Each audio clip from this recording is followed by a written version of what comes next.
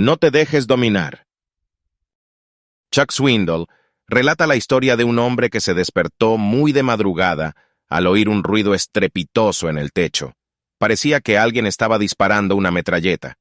Salió corriendo de pijamas para ver quién hacía ese ridículo sonido, y descubrió que era un pájaro carpintero buscando inútilmente su desayuno en la antena del televisor. Furioso, levantó una roca y la lanzó hacia el ave que había interrumpido su dulce sueño. Vio la roca levantarse sobre el techo, y casi al instante oyó el sonido de un vidrio quebrado cuando la roca se estrelló contra el carro. Totalmente frustrado, le dio una patada a otra piedra que aún yacía en el suelo. Demasiado tarde se acordó que andaba descalzo. En realidad, la ira descontrolada puede producir muchos problemas. Sin embargo, solemos decir que nuestra ira es justificada. Usamos la frase «me hicieron enojar», como si la culpa no fuera de nosotros. Nos portamos como si el coraje fuera algo incontrolable. Nos justificamos por dejarnos dominar por el enojo. Decimos, bueno, Jesús también se enojó cuando vio la injusticia. El apóstol Santiago declara que la ira humana no produce la vida justa que Dios quiere. El problema que enfrentamos muchas veces es que nuestro enojo es egoísta. Jesús se enojó porque estaban deshonrando a su Padre en el templo, pero nosotros nos enojamos porque alguien nos habló mal, o porque nos bloquearon en el tráfico. El enojo parece ser cada vez más frecuente en nuestra vida moderna, pero no deja de ser dañina. El enojo fácilmente nos llega a dominar y nos perjudica. En el Sermón del Monte, Jesús nos habla del enojo. En estos versículos, Él comienza a mostrarnos el verdadero sentido de la ley, la intención real de su autor. Al hacerlo, destruye nuestra interpretación convenenciera de la ley. Todos conocemos el sexto mandamiento, no matarás. Si alguien le quita la vida injustamente a otro ser humano, queda expuesto al juicio de la corte. Se tendrá que enfrentar a las consecuencias de lo que ha hecho. Los que no hemos matado a nadie nos sentimos justificados. Por lo menos no soy homicida, decimos. Pero Jesús va al corazón del asunto. Pero yo les digo, el Señor no está corrigiendo la ley, como si tuviera algún defecto. Tampoco le está dando simplemente una novedosa interpretación. Más bien, Él muestra la intención verdadera del autor. ¿Cómo podría saber Jesús cuál es la intención verdadera del autor? Es Dios. La mente de Cristo es la mente del autor de la ley. ¿Quién mejor para mostrarnos lo que realmente significa? Él dice que, si nos enojamos con nuestro hermano, si lo insultamos o lo maldecimos, ya nos hemos vuelto culpables. ¿Por qué dice Jesús esto? Porque la raíz del homicidio es el coraje. El homicidio es simplemente la expresión corporal de un corazón lleno de odio y de amargura contra otro. El primer homicidio en la historia humana sucedió cuando Dios aceptó el sacrificio de Abel, pero no el de su hermano Caín. ¿Por qué prefirió Dios el sacrificio de Abel? Hebreos 11:4 nos da la respuesta. Por la fe Abel ofreció a Dios un sacrificio más aceptable que el de Caín, por lo cual recibió testimonio de ser justo, pues Dios aceptó su ofrenda. Abel dio su sacrificio en fe, mientras que Caín lo dio simplemente por cumplir. Cuando Caín se dio cuenta de que Dios estaba complacido con el sacrificio de su hermano, y que había rechazado el sacrificio que Caín mismo le había dado, se puso furioso. No pensó, hice mal, debería pedirle perdón a Dios. No, más bien, se enojó con su hermano por haberse portado mejor que él y por haberle hecho quedar mal. Un día entonces, sacó a su hermano al campo bajo algún pretexto y lo mató. ¿De dónde surgió ese homicidio? ¿Cuál fue su raíz? El homicidio no nació de los diferentes sacrificios que ofrecieron los hermanos.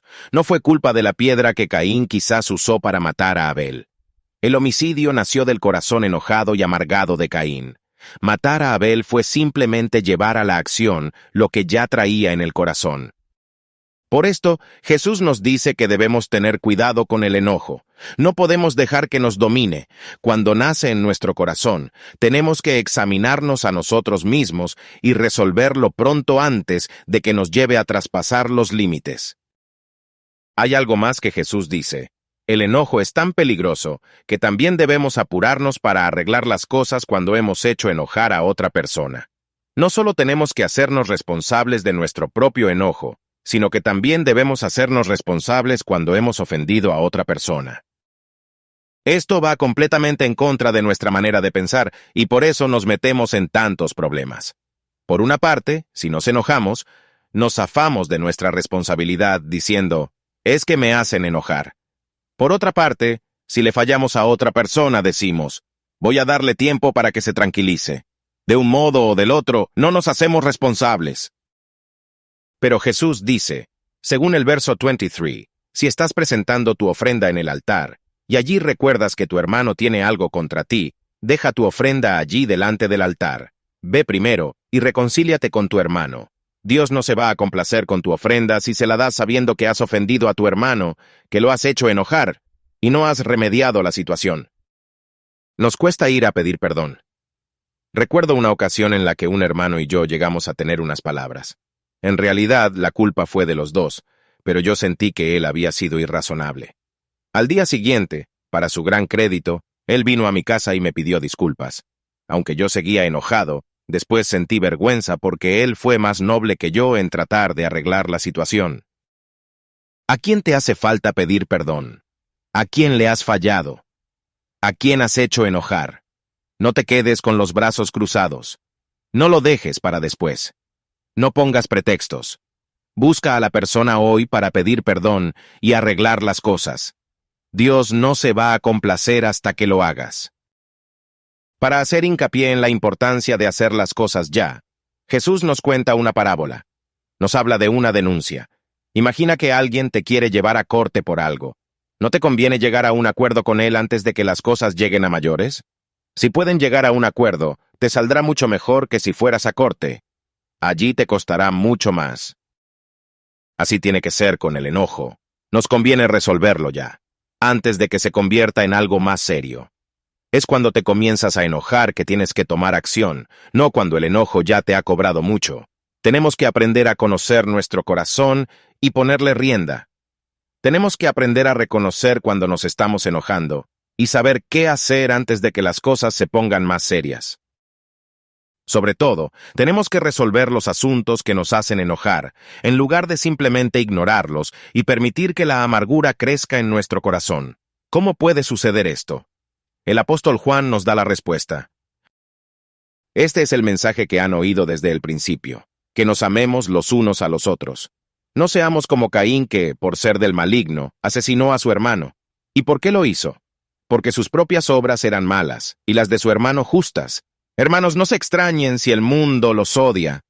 Nosotros sabemos que hemos pasado de la muerte a la vida porque amamos a nuestros hermanos.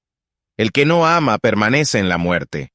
Todo el que odia a su hermano es un asesino, y ustedes saben que en ningún asesino permanece la vida eterna. Es solo cuando aprendemos a vivir en el amor que viene por medio de la fe que podemos vencer el enojo. El enojo pronto se convierte en odio, al menos que se ahogue en amor. ¿De dónde viene el amor? Viene de Dios, quien nos amó tanto que envió a su Hijo a morir por nuestros pecados en la cruz. Si Dios nos ha amado tanto, ¿cómo podemos nosotros persistir en guardar rencor contra nuestros hermanos? ¿Cómo podemos justificarnos en apartarnos de ellos por algo que sucedió en el pasado? Mis hermanos, esto no debe ser. El amor de Dios ha quitado nuestro pecado y su amor nos llama a perdonar y a reconciliarnos con nuestros hermanos también. Un club tenía 2 miembros que se habían peleado por algo muchos años atrás y ya no se hablaban. Se acercaba el año nuevo y los demás miembros les imploraban que se reconciliaran para dar la bienvenida al año en armonía.